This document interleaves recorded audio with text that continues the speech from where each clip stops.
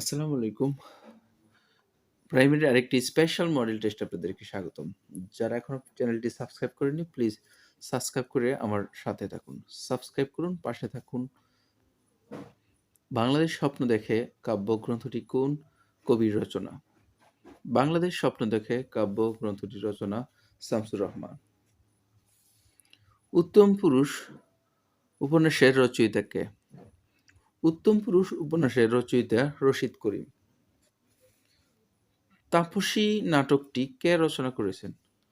তাপসী নাটকটি রচনা করেছেন, এখানে একটি সঠিক উত্তর নেই। কোনটি নিত্য সম্বন্ধীয় অব্যয়ের উদাহরণ? নিত্য সম্বন্ধীয় অব্যয়ের উদাহরণ হল যথা ধর্ম তথা জয়। যথা ধর্ম তথা জয়। কোন সমাসে ব্যাস বাক্য হয় না? নিত্য সমাসে ব্যাস বাক্য হয় না। নিত্য সমাসে ব্যাস বাক্য হয় না। পরাজয় ডরে না বীর বাক্যের নিম্নরেখ শব্দটি কোন কারকে কোন বিভক্তি? পরাজয় ডরে না বীর অপাদানে সপ্তমী বিভক্তি। অপাদানে সপ্তমী।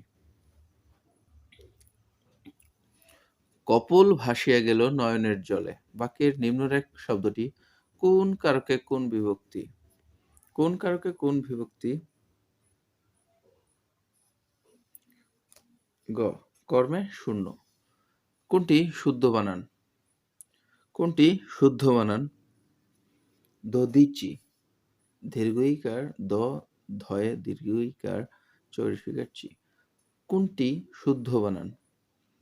এখানে সবগুলো অপশন ভালোভাবে লক্ষ্য করুন। শুদ্ধ বানান হলো বিভীষিকা। পুষ্প শব্দের সমার্থক শব্দ নয় কোনটি? পুষ্প শব্দের সমার্থক শব্দ হলো ফুল, কুসুম, প্রসূন, কিন্তু অবনী শব্দের অর্থ পৃথিবী। এটি পুষ্প শব্দের সমার্থক শব্দ নয়। চপল এর বিপরীতার্থক শব্দ কোনটি? চপল এর বিপরীতার্থক শব্দ হলো গম্ভীর। পরিসি মোগলের হাতে খানা খেতে হবে সাথে, এর অর্থ কি? পরিসি মোগলের সাথে খানা খেতে হবে সাথে, এর অর্থ হলো বিপদে পড়ে কাজ করা। যার অনেক বুদ্ধি আছে তাকে বাগধারা দিয়ে প্রকাশ করলে কি দাঁড়ায়? যার অনেক বুদ্ধি আছে তাকে বলে গভীর জলের মাছ। গভীর জলের মাছ। নিরাময়ের সন্ধি বিচ্ছেদ কোনটি? নিরাময়ের সন্ধি বিচ্ছেদ হলো নির্যোগ আময় নিরাময়, অর্থাৎ নির্যোগ আময় নিরাময়। কাকভূষণ্ডী এর অর্থ কি? দীর্ঘায়ু ব্যক্তি। কাকভূষণ্ডী শব্দের অর্থ দীর্ঘায়ু ব্যক্তি। অপরদিকে কাকভূষণ্ডীর অর্থ হলো সম্পূর্ণ ভেজা, আর ভূষণ্ডীর কাক এর অর্থ দীর্ঘায়ু ব্যক্তি। তাহলে এখানে কাকভূষণ্ডী হবে না, ভূষণ্ডীর কাক শব্দের অর্থ হবে দীর্ঘায়ু ব্যক্তি। অর্থাৎ ভূষণ্ডীর কাক হলে দীর্ঘায়ু ব্যক্তি, আর কাকভূষণ্ডী হলে সম্পূর্ণ ভেজা। এটাও সঠিক উত্তর হবে না। সঠিক উত্তর হবে সম্পূর্ণ ভেজা। ইউর কন্ডাক্টস অ্যাডমিটস এর পরে অফ বসে, no excuse. Your conduct admits of no excuse. You should not blush with shame at your own mistake. You should not blush with shame of your own mistake. Throw cold water on এর অর্থ হচ্ছে throw cold water on এর অর্থ হলো damn the spirit. damn the spirit অর্থাৎ উৎসাহকে নষ্ট করে দেওয়া, ঠান্ডা পানি ঢেলে দেওয়া। by all means এর অর্থ হচ্ছে অর্থাৎ যে কোনো উপায়ে। by all means অর্থ হলো যে কোনো ভাবে, অর্থাৎ certainly নিশ্চয়ই। synonym of the word vertical is, vertical শব্দের অর্থ হলো অনুভূমিক। এর সঠিক উত্তর হবে ইরেক্ট। এর সিনোনিম হবে erect. Antonym of the word fantasy, fantasy শব্দের বিপরীতার্থ শব্দ হলো ফ্যাক্ট। ফ্যান্টাসি হলো কাল্পনিক, অলীক, আর ফ্যাক্ট হলো বাস্তব। কোনটি শুদ্ধ বানান? সবগুলো অপশন খুব ভালোভাবে লক্ষ্য করুন। সঠিক বানান হবে এফ্লোরেসেন্স।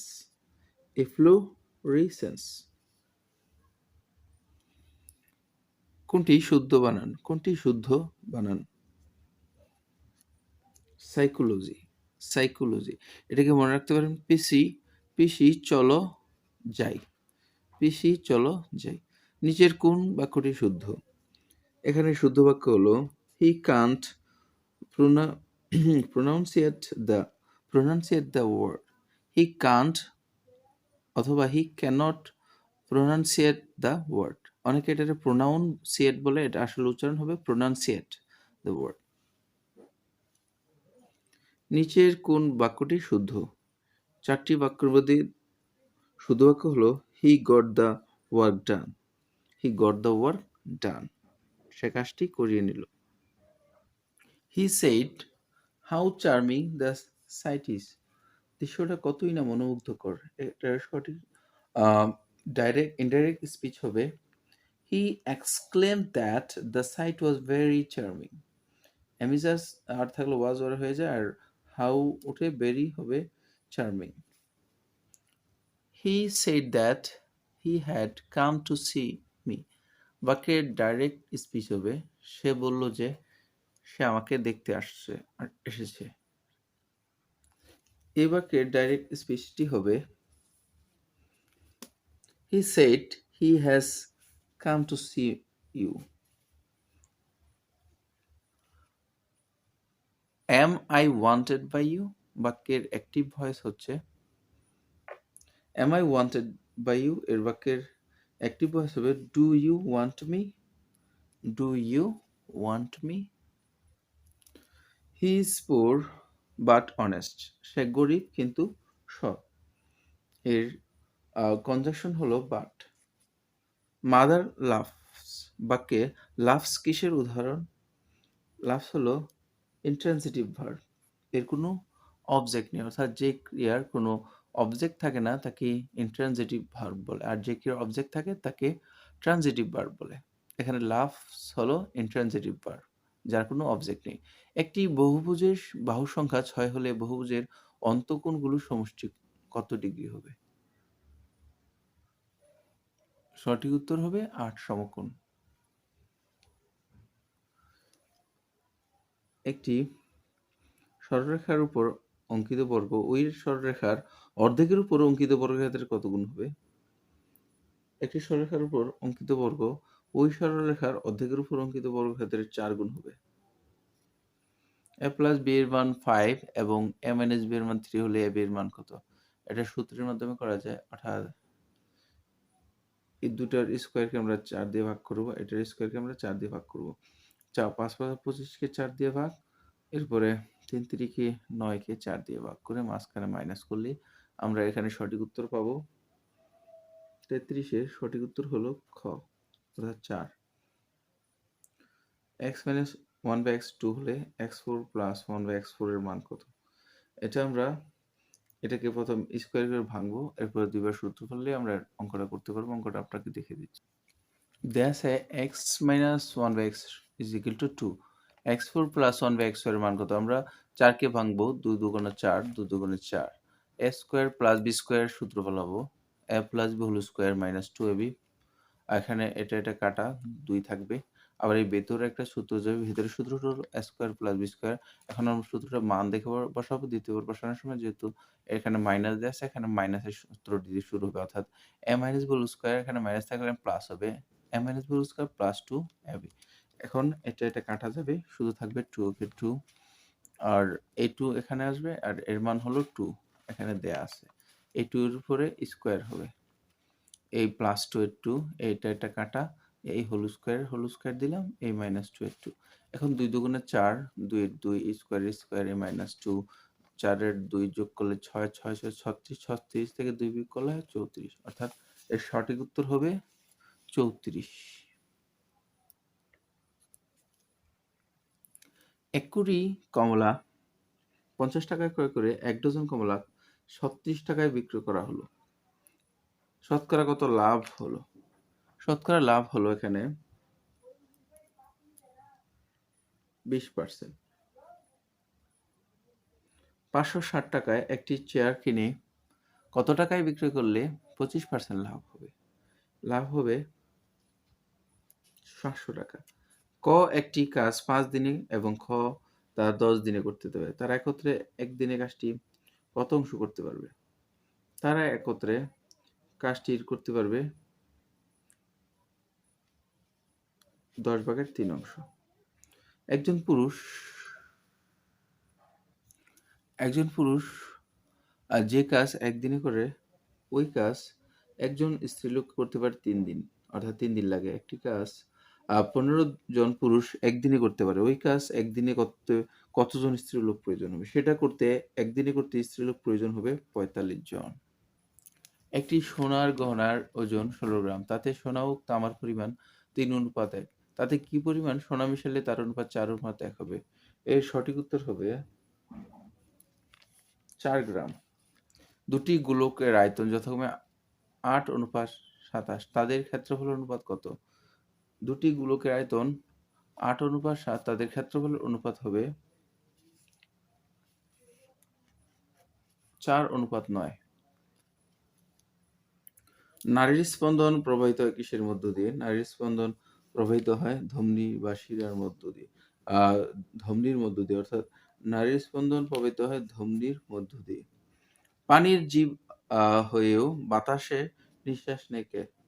পানির জীব হয়েও বাতাসে নিঃশ্বাস নেয় শুশুক।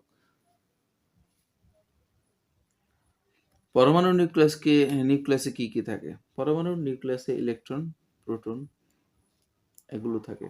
অর্থাৎ পরমাণুর নিউক্লিয়াসে থাকে নিউট্রন এবং প্রোটন।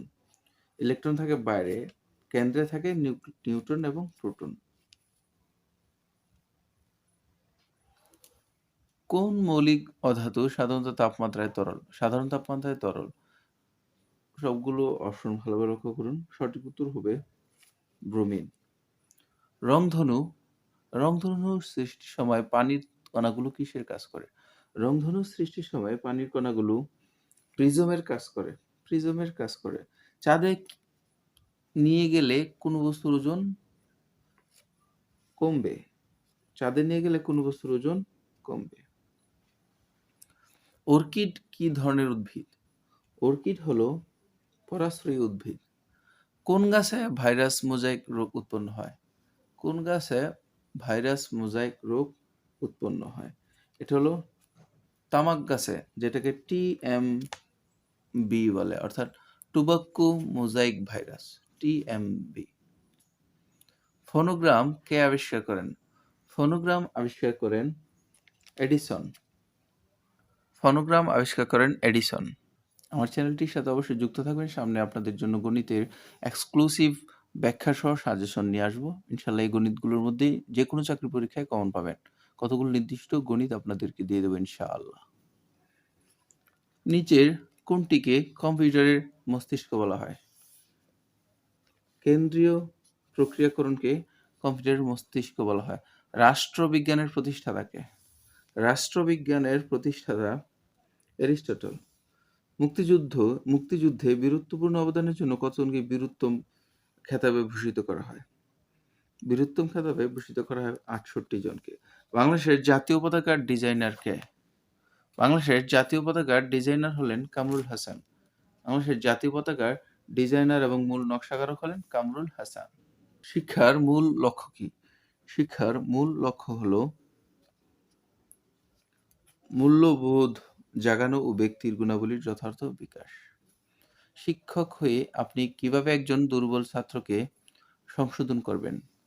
শিক্ষক হয়ে ছাত্রটি মানসিক অবস্থা বুঝে তার আগ্রহের বিষয় থেকে তাকে মূল স্রোতের আগ্রহে ফিরিয়ে এনে 9, 11, 15, 23, 39 ধারাটির পরবর্তী সংখ্যাটি কত হবে? ধারাটির পরবর্তী সংখ্যাটি হবে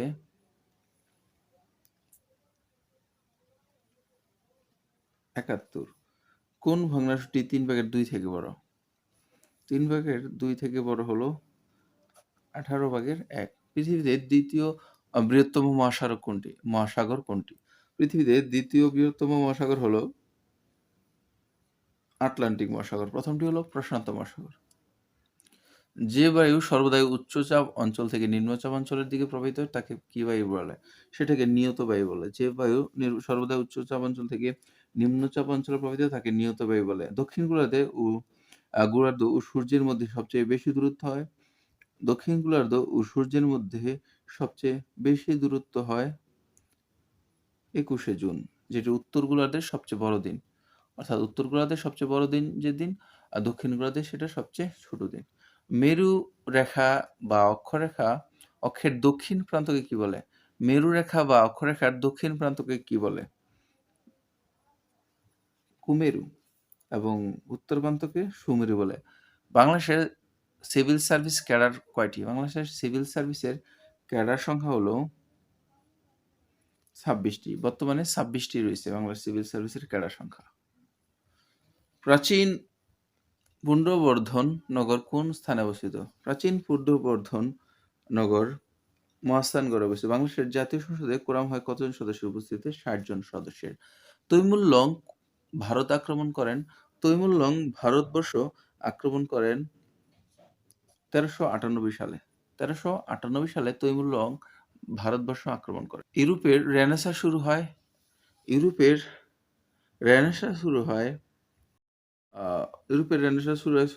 চতুর্দশ শতাব্দীতে। ইউরোপের রেনেসাঁ শুরু হয় চতুর্দশ শতাব্দীতে। লিগ অব নেশনের জন্ম 1919 সালে। পরবর্তীতে এটি লিগ অব নেশন বিলুপ্ত হয়ে জাতিসংঘ প্রতিষ্ঠিত হয়। সৌরজগতের দ্বিতীয় বৃহত্তম গ্রহ হলো শনি। পৃথিবীর শক্তির মূল উৎস কি? পৃথিবীর শক্তির মূল উৎস হলো সূর্য। আগরতলা ষড়যন্ত্র মামলায় কতজনের বিরুদ্ধে রাষ্ট্রদ্রোহিতার অভিযোগ আনা হয়? 35 জনের বিরুদ্ধে। বঙ্গবন্ধু বাদ দিয়ে 34 এবং বঙ্গবন্ধু সহ 35 জনের বিরুদ্ধে। ইন্টারপোল সংস্থার সদর দপ্তর কোথায়? ইন্টারপোল সংস্থার সদর দপ্তর হলো ফ্রান্সের লিউতে। এখানে সঠিক উত্তর নেই। রয়টার্স কোন দেশের সংবাদ সংস্থা? রয়টার হলো যুক্তরাজ্য ভিত্তিক সংবাদ সংস্থা। মাধ্যাকর্ষণ শক্তি আবিষ্কার করেন নিউটন। মাধ্যাকর্ষণ শক্তি আবিষ্কার করেন বিজ্ঞানী নিউটন। টেলিফোন লাইনের মধ্যে দিয়ে প্রবাহিত হয় তড়িৎ শক্তি বা বিদ্যুৎ শক্তি। কোন খনিজের অভাবে গলগণ্ড রোগ হয়? আয়োডিনের অভাবে গলগণ্ড রোগ হয়। আখ গাছের জন্য ক্ষতিকর হলো মাজরা পোকা আখ গাছের জন্য ক্ষতিকর। আমাদের দেশে একজন পূর্ণবয়স্ক ব্যক্তির প্রায় দৈনিক কত ক্যালোরি খাদ্য প্রয়োজন? 2500 ক্যালোরি খাদ্য প্রয়োজন। ধন্যবাদ এতক্ষণ আমাদের সাথে থাকার জন্য। ভালো থাকবেন। আমার চ্যানেলটি অবশ্যই সাবস্ক্রাইব করে পাশে থাকবেন। ইনশাআল্লাহ আরো সুন্দর ভিডিও দেব আপনাদের। আল্লাহ হাফেজ।